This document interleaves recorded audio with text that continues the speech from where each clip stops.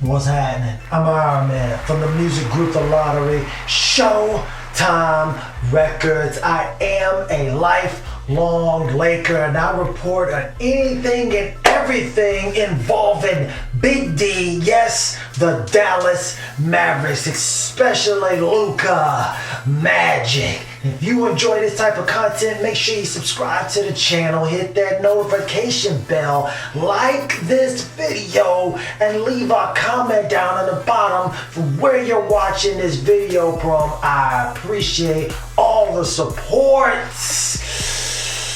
I'm gonna take a second here.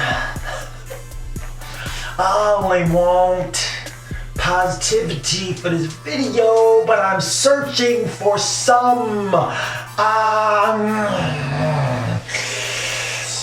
Those Mavericks played the New York Knickerbockers. They came to town, American Airlines Center. The New York Knicks are trash. They're not good. They have a bunch of young people. They're inexperienced. Then they've got a mix of veterans who all play the power forward position. And a bunch of the guys are out. Shout out. I know a lot of y'all were looking forward to seeing the matchup. You know, Kristaps Porzingis, the unicorn, against his old team. Tim Hardaway Jr. against his old team. Man, Kristaps has been struggling the last couple of games offensively. But he had been blocking shots. A couple of those games, then blocking shots kind of disappeared. We were like, what's going on? They were playing some subpar teams in the Cavs and Orlando Magic. Luka Doncic was carrying them through. I was questioning Carlisle with his weird, random, seemingly rotations and substitution patterns and starting lineups. Some of y'all may be expecting it's like, oh wow, the Knicks have only won one game. This is gonna be easy win, but I knew better than that. I've been taking care of y'all. I'm not just watching the games, I'm analyzing. I'm looking at everything, the ins and outs, beyond the makeup and the facade on the outside. I'm saying, wow. Good teams, no matter which sport, they usually have consistent lineups. Tom Brady is the guy in New England.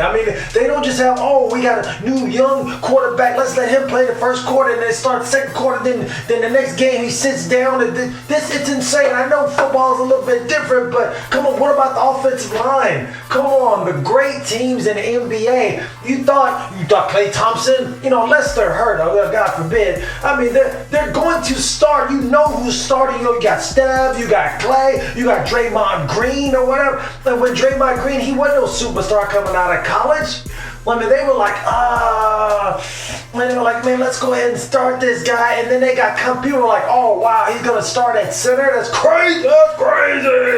And they stuck with it, and it gave it time to develop. And then now everybody accepts it, playing small ball. I was like, let's have a small guy trying to play center. Even had Carlisle trying to put Dorian Finney-Smith playing center. This game was horrific. The shooting was brutal. Oh my God, the shooting. All the men from two, the field goal percentages were like at 40%, feeling like the temperatures over here in the great state of Texas. Shout out to everybody, Ljubljana, Slovenia, great state of California, New York, the Bronx, everywhere, man. Listen, what is, man, I'm trying to stay positive with this. Man, shout out to Dennis Smith Jr. I know he had a death in the family. I hope you get well. I hope you recover from that. And prayers out to you and the family. How long is Rick Carlisle gonna last? I know, I'm guessing forever because he's getting a new contract, and Mark Cuban doesn't fire those guys. He just keep them on there. AKA JJ Barea. Where is JJ Barea? How come he came in and played 16 minutes the other day and now he's not playing? It wasn't a back-to-back. What are we doing? people talking about experimenting, okay, I can understand a little small adjustments, but major experimenting is for scientists, okay? Scientists, when you're trying to figure out something new, not when you have proven commodities of what they can and can't do. If you're going to be experimenting, you need to do that in the preseason. That's what it's for. That's what the preseason is for. You should be brainstorming during the off season. Then you taking some of those brainstorms, whatever you came up with. Well, I already knew what was going to happen. We struggled with the Cavs and the Orlando Magic. We barely won. Everybody's like, yeah, we're winning games. Yeah, we lost 2 games. No. I'm like, man, this is turning into a pattern. This is a problem. And there's some games where Luka Doncic has a bunch of turnovers. Sometimes he does it. Sometimes he knocks down a bunch of threes. And sometimes he doesn't. I mean, this is a pattern. That's why I knew he wasn't. Man, the Dallas Mavericks shot 31%. 31% from 3. And I can understand that's less than a third. A good shooting team shoots, 37 to 40%. They shot 31%. You ain't gonna win no games. Especially with the average at best 3-point shooting team of the New York Knickerbockers. They shot 50% from 3. You are going to lose. Speaking of going to lose, it's not like, hey man, listen, they shot 10 and they only hit like 3 or something, 11 and only hit 3. I can understand that. When you're missing, hey, you stop doing that and do something else. Coaching. But they said, let's keep doing it, keep firing it up. They went like 14 of 44. Like the 40. Oh, man, I'm so irritated by this. You need to stock up on wins you got to feast on these terrible teams. They thought they were the Houston Rockets, just firing up. Just fire it up. Just keep firing it up. No, they're not going to fall. No. You don't have James Harden firing up, shooting 18 threes a game. You don't have that. That's what they do. They have specialists who just shoot 3. That's the only thing they do in the game. You're not the Houston Rockets. They live by the 3, and they live by the 3 and die by the 3. We're dying by the 3. Man, like during halftime, they were like 4 of 20. What the? You still shooting? They were still jacking them up. They were just out of line. That's poor coaching. When you see something isn't working, you have to make small adjustments and get better. I know they were going to lose. That's crazy. But maybe they are the best 3-point shooting team. They're not. They were like almost dead last in 3-point shooting percentage last season. So you say, yeah, fire up some more. Let's shoot 44 3-pointers a game. It's ludicrous. Like the only person who shot well from 3 was Porzingis. I mean, he had been struggling like the last couple of games, but he was knocking it down. I think he went like 4 for 8, 50%. He was knocking it down. Oh boy, had what was that? What 30 to 30 some points? I mean, he was killing them. I think of 28. He was killing out there. 28 points, but what the best thing about he shot it like 50% from the field and from 3, but he had like 5 or 6 blocks. He was get that out of here. That's what we need from the Porzingis, the unicorn. We need that. We need that from this guy. He was back to it. I was like, there was a couple games ago. He had 0 blocks. Luka was the only one to get a block on the whole team, so he's back to his strong block defensive ways. I guess he saw the New York Knicks. He's like, I'm show y'all, but I want to get up out of here because y'all a terrible team. But man, the joke is on you. Oh my God. How did I know they were going to lose? I saw Courtney Lee back in the starting lineup. I'm like, what the, oh my God. And then he only plays 5 minutes. Okay. Oh, all right then. Dwight Powell started, played a bunch of minutes, and he had 1 point. I say he should have been going to the bench. I love the guy. I love him more off the bench though. He only had 1 point, like 28, 29 minutes. Okay, all right. I think Dorian Finney-Smith Dorian Finney-Smith is shooting like 31% from three this season. He continues to get the start. And he was like 1 of 3 or something like that. I can't even make this up. Can't make this up. Man, Luka's he's having to be superhuman to try to get these guys wins. He had so much pressure and weight on his shoulders. He had like, what's the word I'm looking for? 8 turnovers. He had like 8 turnovers, just giving the damn ball away. He wouldn't have all that problem. He wouldn't have to spend so much energy on offense if he had somebody else to handle the ball, someone who was a natural point guard, who didn't mind helping him out, someone who he played well with. Where could we find someone like that? Perhaps Jalen Brunson. But Jalen Brunson was back to the bench. Back to the bench because Courtney Lee is so awesome. And he's the future of the Dallas Mavericks. Yeah, he played 16 minutes off the bench. Unless you have a cemented superstar or an all-star player at that position, man, they shouldn't be playing more than 24 minutes. That's half the game. But he only got 16 minutes. And then Justin Jackson, wow, man, he played. I can't even remember how many minutes he played, but it was very small, like 8 minutes or some crazy low number. Seth Curry went from star. Now this sounded like a broken record. I sound like a broken record. Like he went back to the bench, only played like 13 minutes or something like that. I don't think he took any shots. So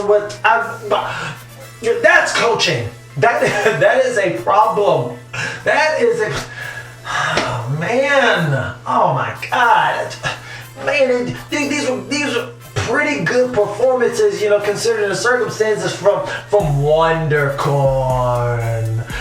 Excellent performances from these guys. They almost scored 70 points. It just wasn't enough because you got this mismatch of other people. Some start, not start, come on the bench.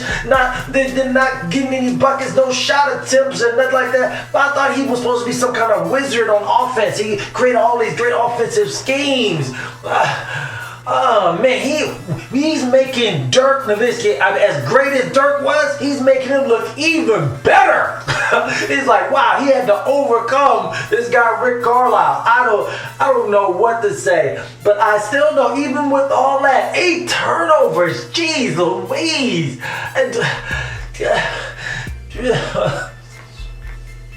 Oh man, he got Maximilian Kleber playing pretty great, shooting pretty well off the bench. He's still on the bench. But hey, I guess they're just like, they need somebody to rein in this guy Luka Magic, because some of the shots that were being taken is just outrageous. No need. That means you have a coach over there who just like, hey man, just let him do whatever he wants to do. You're no longer coaching, you're watching. You're just watching what this guy is doing. And especially as young as he is, that is not something that we need to do. But he did have a bunch of highlights though. Luka Doncic is carrying the Dallas Mavericks once again against the New York Knickerbockers. Frank Ntilikina is getting the start. He's playing against them a lot, and he's actually having a pretty good game. But look at that pass. Oh, my God.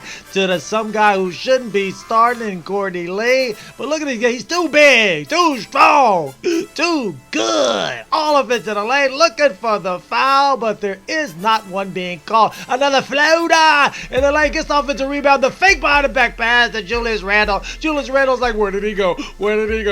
Where did he go? He has no idea. The Luka Magic is, good pass. He's wide open for the knockdown. His only shot of the night. He's shooting like 31% for the season from 3. He needs to go back to the bench because he's not knocking them down like that. Not like that at all. And he's shaking his head because he knows he's not knocking them down at the clip of a superstar rate. What a spin move. Now they called foul on that. He thought it was travel. I thought it was not a foul, not a travel. They should have just played on. But good move. And to finish with the right hand. Bobby Portis couldn't do nothing about that. Come back down again. Oh, look up. We're waiting for the step back. Oh, he went through the legs. I just scoop with the scoop layup. RJ Barrett is dumbfounded right now. Welcome to the NBA, Rook. I'm just going to go right by Taj Gibson. You going to have this power forward guard me? That's not going to work. Definitely not going to. Oh, I got a smaller guy. Oh, he's not even smaller. He's pretty big. Oh, but he's not that big. Not as big as Luka. Magic. Took him down to the post and worked him like barbecue chicken. You know, with this outside step. What? That's what he do. And put your hands over the crossover side step. What? Hold a form up for good measure. They're talking about it. He just needs some help. Kristaps Porzingis was really helping him out, but nobody else was doing anything worth of mentioning. Oh, look at this. He's on the break, too. They say he's not that fast. He's not that quick, but he seems to get the places he needs to be. Oh, the spin dribble, he's strong with it. The floater, too big, too strong, too good. Once again, if you are a Dallas Mavericks fan, you've got to be pretty satisfied with the performance that was put on by WonderCore. These guys made you feel, even though they lost the game to the lonely New York Knickerbockers, made you feel like that, man, I got my money's worth, because some of those plays were spectacular, if not fantastic. But what's even better is you guys' support of all the videos. I appreciate that. If you haven't already, make sure you subscribe to the channel, hit that notification bell so you never miss a new video. Make sure you Hulk smash that like button and leave a comment if you think that Rick Carlisle is going to last the rest of the season, if he keeps this up, because I want to know. It just looks that way to me, like he should get fired. And not only that, leave a comment if you think Tim Hardaway Jr. will last past the trade deadline, because he shot like 33 and 36%, some horrific number. He's getting paid like $17 million. Man, he continues to struggle. And he took, out of like 24, 26 minutes off the bench, he took like 15 shots. Listen, man, they had no balance. No balance whatsoever. Three people on the Mavs scored in double digits. They had 5, almost twice as many with the Knicks. And one of those 3 people was Tim Hardaway Jr., who was jacking. I mean, he was jacked. He's never seen a shot he didn't like. And he continues to struggle because he ain't making hardly any of them. But you guys have made a lot of good decisions by watching these videos. The best thing about this is they don't have very much time to think about it, because they got another game tonight against the Grizzlies. Don't think, just because you haven't heard nothing about it, this guy John Morant is awesome. Don't think this is going to be an easy game. There's going to have to be some coaching done by somebody on the Dallas Mavericks to right this ship and get these guys some of these victories that they deserve to have and you deserve to watch as loyal Mavericks fans. I'm Iron Man from the music group theLottory, Showtime Records. Holla.